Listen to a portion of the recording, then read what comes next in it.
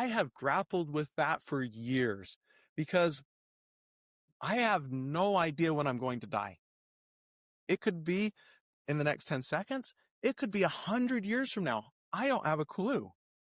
And so often in my past, I found I was limiting myself by what I believed was true. But I had this kind of several moments that shook me to the core when I realized what I believe may not even be close to reality. And so now I start questioning, wait a second, is that really a limit? Or is that just something I'm telling myself is a limit? And so for me, we have no idea what we could accomplish or how fast it could actually show up. We only have our senses. We can see, we can touch, we can hear, we can taste, we can smell, and we receive data in. And from that, we make a bunch of assumptions. But those are just assumptions. We really don't know. And so if you want something, what we do is we imagine it first and we picture it and we say, wow, that's what I want. And then we start chasing it.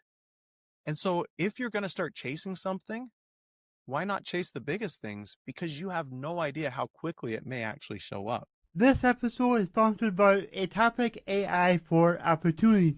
Atopic is an AI-powered opportunity discovery platform. And the best word that I can describe it is ChatGPT. But instead of giving you information, it gives you real people you should be connecting with. Whether you're looking for clients, partners, investors, job prospects, or high intent leads, Atopic makes it simple. You just type what you're looking for, and the AI thinks through thousands of signals, and then surfaces verified prospects with context, not random lists. It even helps you follow up, nurture conversations, and track your pipeline. What I love about Atopic, and why I'm excited to have them as a sponsor, is that they're solving the biggest problem in business growth. Finding the right people at the right time. If you haven't yet, go to atopic.com and try it. It's one of the smartest tools out there for people trying to grow their business. Alright everyone, so today we have Jason McKenzie with us, and I'm excited for this because I know this guy's background. I don't want to give it away. I want him to tell his story. So, Jason, can you tell the audience a little bit about yourself?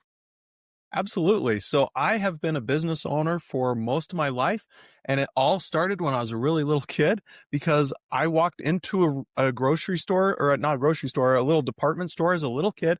I walk in and I look, and there's an entire aisle dedicated to candy, probably 70 feet of candy. And I was like, I need enough money to buy all the candy.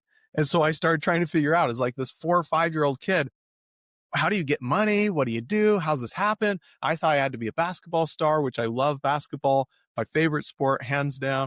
Love David Robinson, probably my ultimate hero when it comes to basketball, but I didn't have the skills to pay the bills. And my dad kind of said, hey, maybe look in a new direction. And so I started jumping into this business world, been doing that, been involved in a number of companies, had some ups and downs, some terrible experiences, some great experiences. And now I get to share my story with other people, which is super exciting. Yeah, it is. You know me, I love sharing my story, and I love giving others a platform to share theirs. But what I love about your story is it started at such a young age. You were just a kid, you seen candy, you got excited, and you're like, I need to figure out how to make money so I can get what I want. So that's really cool.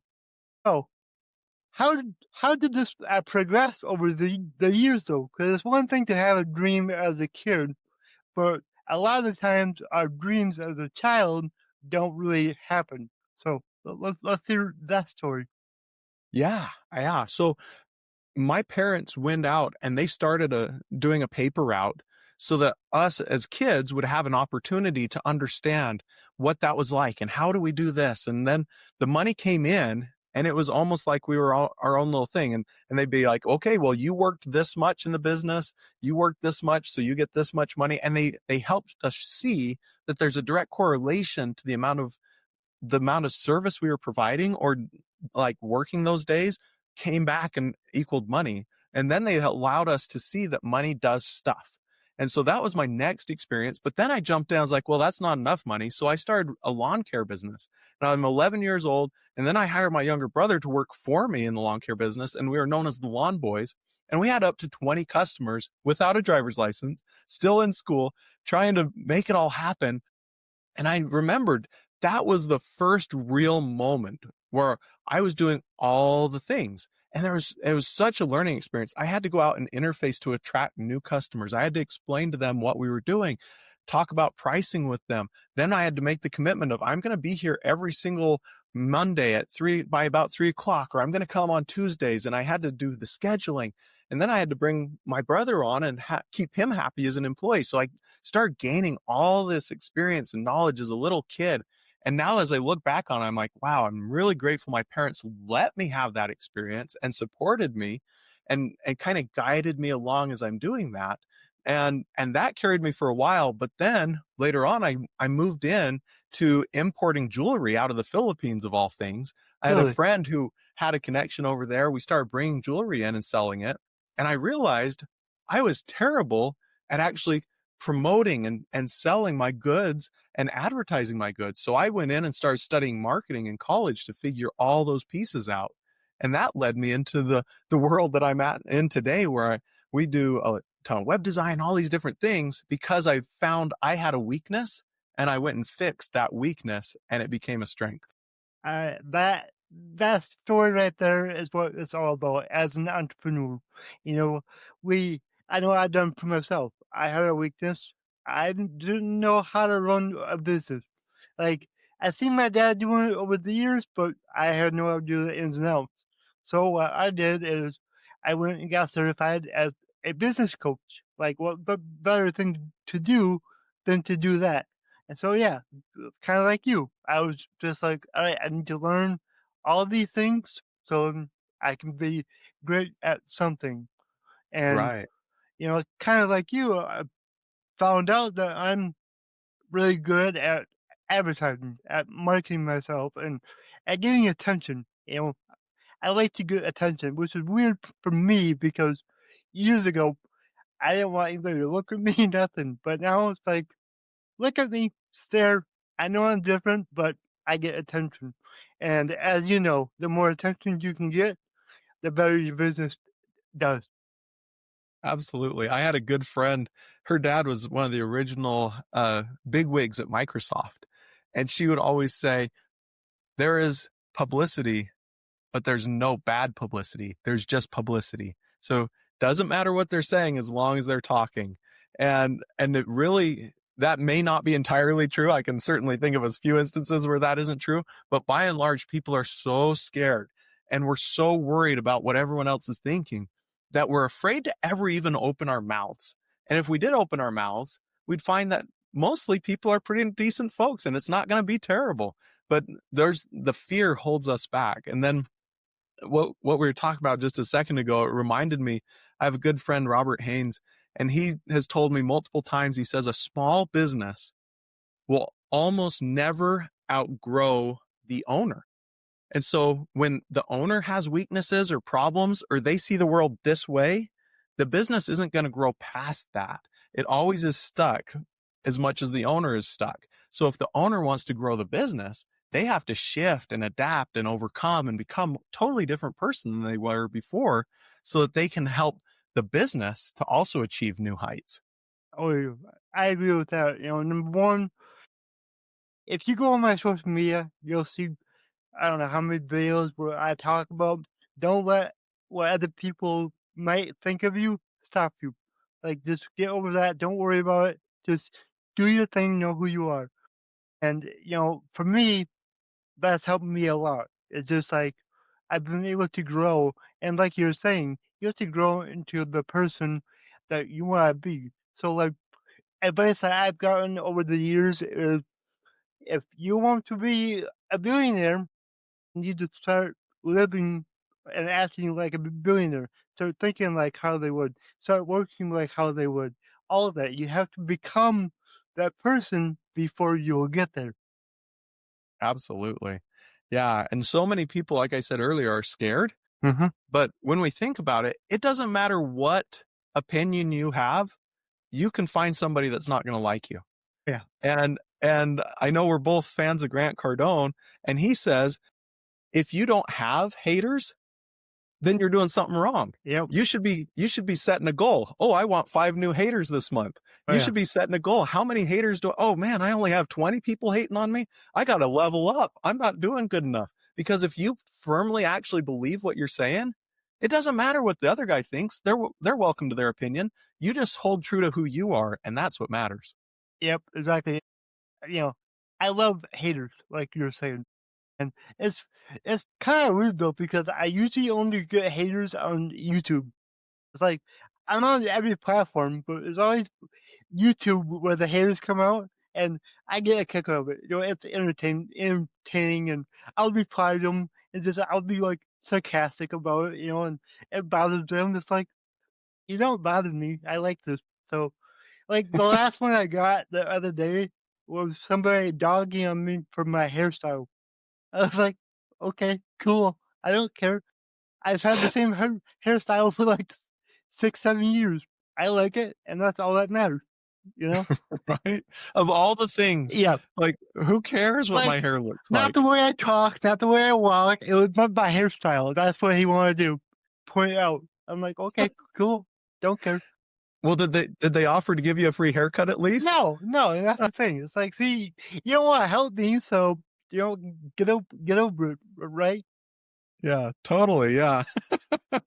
So I do want to ask, because this is a entrepreneur podcast. When it comes to marketing, what is your like top 3 tips that you would give somebody else that's like getting started out? If someone had told me this when I was first starting in business, I think it would have helped me a ton. And it is, when you're running a business, there's 2 sides to it. The first thing is, you're not an everything for everyone. As soon as you become everything for everyone, you become a blah nothing that doesn't make any sense to anyone. A business exists to solve a problem for a person at a point in their life journey. If you're trying to walk along beside a person through every step of their life journey, you're totally messing up. So with that, if you're going to solve a problem for a person when they're at a point in their journey, you need to know who they are, what the problem is, what their pain is, what they actually are hoping for. And then once you understand that, you should write all those things down. My person that I'm helping is this person. They hate this thing. They're struggling with this. They're afraid of this. When they wake up at 2 a.m, they're thinking about these problems. Their desire, their dream, their hope is to have these things happen in their life. Write all that down, stick it on the wall, and then reference that. And whenever you're trying to market anything, whenever you're trying to advertise anything, you need to make sure that you're being true to talking to that person. That's one. Then on the flip side, marketing is actually the process of making 2 things. Making others aware of your organization is one part of marketing. But the second part is making sure that your organization doesn't have multiple personality disorder. Because one person may come in and be really friendly, upbeat, excited. And then this other person that works in the same company is a sour grouch that doesn't ever get back to people. Well, which one of those represents your organization? So you need to understand who your organization is, and then make sure you're consistent on that. So that means consistent in the promotions, consistent in the advertising, the onboarding, when you're fulfilling on it, and then follow up and customer service, finance, all of those, you need to have one cohesive, organized brand and always be putting that out. A brand is almost like the soul or personality of your company. So you need to identify what that is, because it's not the same as you as the business owner. These are 2 separate things. You're the business owner. There's a business. You need to know the soul of the business. You need to know who it is you're helping at that point. And then you need to be consistent in making sure that you're always representing your business in the right light. And then you need to get out there and just hammer that message to the world. You do those things and business goes so much better. You get more reviews, and they're better reviews. You get less complaints. You get less fires in the business. All those things go so much better when you know who your customer is, and you know who your business is, and you're consistently pushing that message out. Yeah, I agree 100%. And as someone who years ago, when I first started all this, I was trying to please everyone, and I pleased no one. Like it didn't work. And now it's like I know who I can help, I know how to help them, and that's it. Like just we're just going hard on our two services that we do, which they intertwine. So it's kind of like one service. It's all marketing, but yeah, so just go hard on that, and it's going a lot better now than it was a year or two ago. So yeah, Absolutely. Yeah, I love good to great because they really hammer that concept in. For anyone who doesn't believe that I'm right, go read Good to Great. It's going to prove it. You should be doing those things. It says they call it the hedgehog principle, and they say a hedgehog focuses in and just goes after it and stays focused on that one thing. I know in the book, what is it? Profit First. He talks, Michael Mikowicz, he talks about that there's this guy who comes in and he just is all over the place. And he's like, oh, I can do your leaves. I can do your gym, and he thinks he's making a ton of money, and all he's doing is creating a bunch of busy work. But that guy who's laser focused makes life so much better. Yeah, so true. So true. Thank you for sharing that, because I know that's going to help my audience a ton. Actually, had me thinking about my business. Like I need to get even more focused than I already am. So thank you. It's nice to get reminded sometimes, because as business owners, we tend to we like to branch out at times, and we shouldn't do that. We just gotta stay focused. Yep. And I think it's okay to branch out, but the time to branch out is what's critical. So if you're going to branch out, it might mean you're going to start another company. These are not the same company. They're going to be two separate companies, and that's okay. It's okay to have multiple businesses. Make sure that the first one's really humming along and can survive without you, and then go start that next one. But don't just try and blend it together, because then you end up with a mess. Yep, I agree. That's why we recently opened a second business. My coaching's kind of one thing, and now the marketing agency is another, because it was better just to have the totally different brand, because like my coaching is Nick Ura Coaching.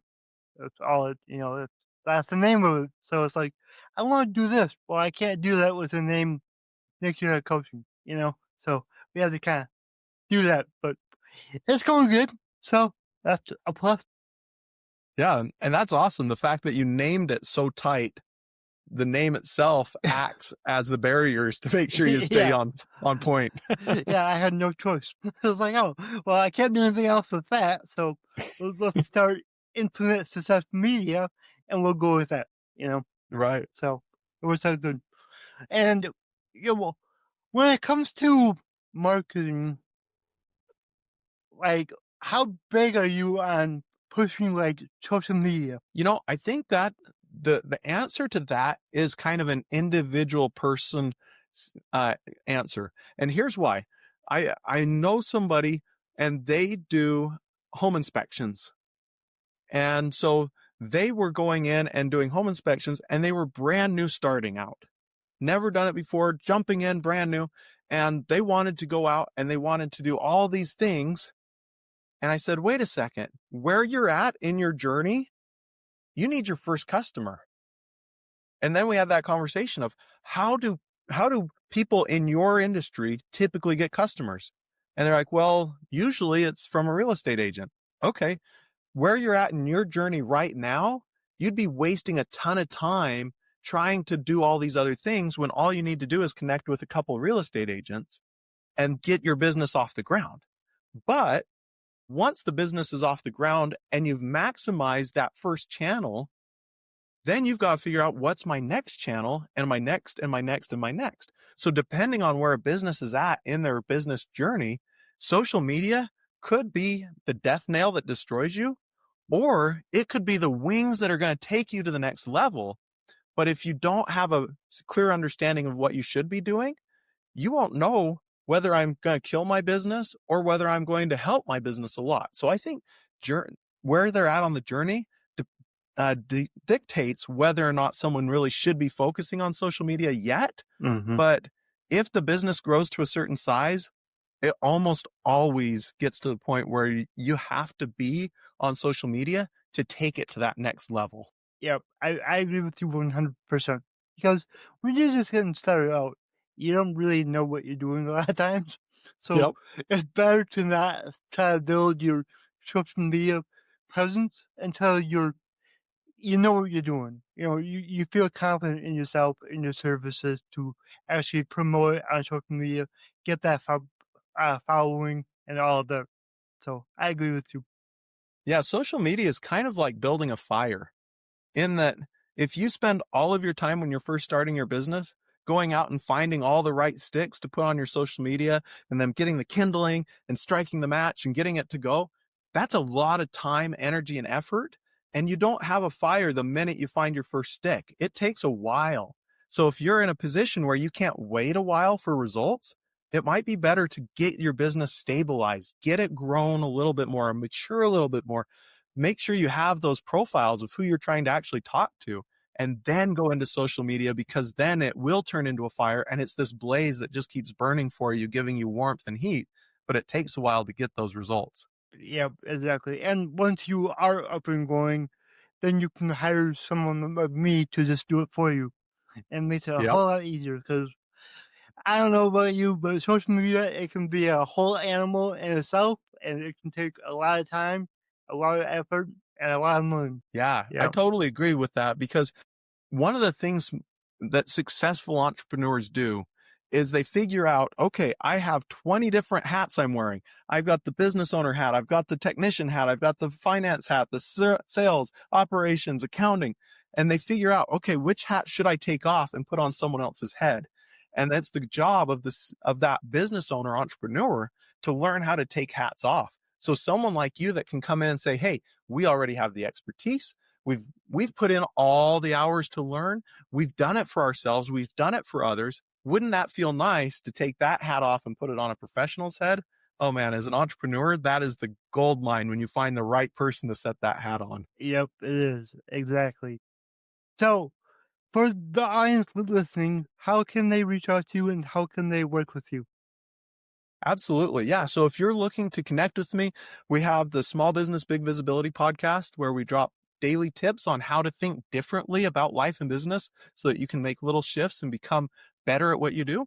We also have grazora.com, where we're helping small business owners. We have a podcast tied to that, where we're helping small business owners retool their business so that they can go from being trapped and caged and stuck every day in the business. Because I was there years ago where I couldn't go on vacation, and we had to figure that out. And I found a mentor, and now the mentor's partnered with me. And now we're helping others so that they can get unstuck and have more freedom. And that's grazora.com. And those are the two big ones. If you want, you can also go to jason-mckenzie.com. You can find out more about me, who I am, and what I'm doing, or you can go find me on social media. I'm Jason McKenzie with the red beard. It's pretty hard to miss. Yep, exactly. I do want to touch on something that we talked about. So, your podcast, you have a little reasoning behind why you do it like you do. You want like just quick little tips that people can listen to daily because over time that starts to change you as a person. Do you want to touch on that a little more? Absolutely. So when a person's first starting to walk, they take little tiny baby steps. You don't expect your kid to go running down the hall the very first time they stand up. When you're starting a business, you're doing the same thing. You're like, okay, I'm gonna go find my first customer. Take that step, take that. But all of us, it's human nature to kind of get stuck in our ways, and we often have blinders on and we get focused on what we're doing. And if you want to change the way that your life is going, the first thing we have to do is we have to change the way we're thinking. And so if you're walking down the road in one direction and you take and turn just the tiniest bit to the left, you're going to end up in a totally different destination over time. But it takes being consistent in that new direction. So with the podcast, what I do is I do Monday through Friday. Occasionally we have guests on, and I love to let them tell their stories because it inspires others and gives tips and tricks and all those sorts of things. But most of the time, it's these short 5-minute episodes, close to that, where we're just sharing a little way where you can think a tiny bit different about life, a tiny bit different about relationships, a tiny bit different about business. Because when you start thinking a teeny bit different, you start shifting your perspective on everything. And when you do that, you start acting differently and speaking differently, and you're going to get different results. And that's the whole goal, is to think differently, speak differently, believe differently, act differently, so that you can change from who you are today to the person you want to be, so you can achieve what you're looking for in life. Man, I absolutely love that. And I know I myself, I'm going to tune into your podcast because that's the type of podcast that I love. Just the little mindset shifts over time. It helps more than anybody can even imagine. Makes all the difference. Yeah, I'm looking forward to come on over, join in. Let's have you on the podcast as well. Have you as a That'd be guest. awesome. Put you on there. Yeah, awesome. All right, one more question. My slogan is "Your abilities are infinite." What does that mean to you? You know, I have grappled with that for years because I have no idea when I'm going to die. It could be in the next 10 seconds. It could be 100 years from now. I don't have a clue. And so often in my past, I found I was limiting myself by what I believed was true. But I had this kind of several moments that shook me to the core when I realized what I believe may not even be close to reality. And so now I start questioning, wait a second, is that really a limit? Or is that just something I'm telling myself is a limit? And so for me, we have no idea what we could accomplish or how fast it could actually show up. We only have our senses. We can see, we can touch, we can hear, we can taste, we can smell, and we receive data in. And from that, we make a bunch of assumptions. But those are just assumptions. We really don't know. And so if you want something, what we do is we imagine it first and we picture it and we say, wow, that's what I want. And then we start chasing it. And so if you're going to start chasing something, why not chase the biggest things? Because you have no idea how quickly it may actually show up. Man, you hit the nail on the head. I love that. So thank you for sharing that. Yeah. All right, Jason, thank you so much for being on the show. I can't wait to be on your show. And I have a good feeling that you'll be back on the show again sometime in the future. So thank you. Thank you. I'm looking forward to it. Bye. If you enjoyed this show, please go ahead and share it on your Instagram story and tag me in it, the Nick Heart. Also, go ahead and share it anywhere else that you see fit, because the only way that I can grow this is by you guys sharing it. I don't sell anything on here. I don't have any sponsors, so let's just get it out there by word of mouth and help more people. Alright, everyone, remember, your abilities are infinite.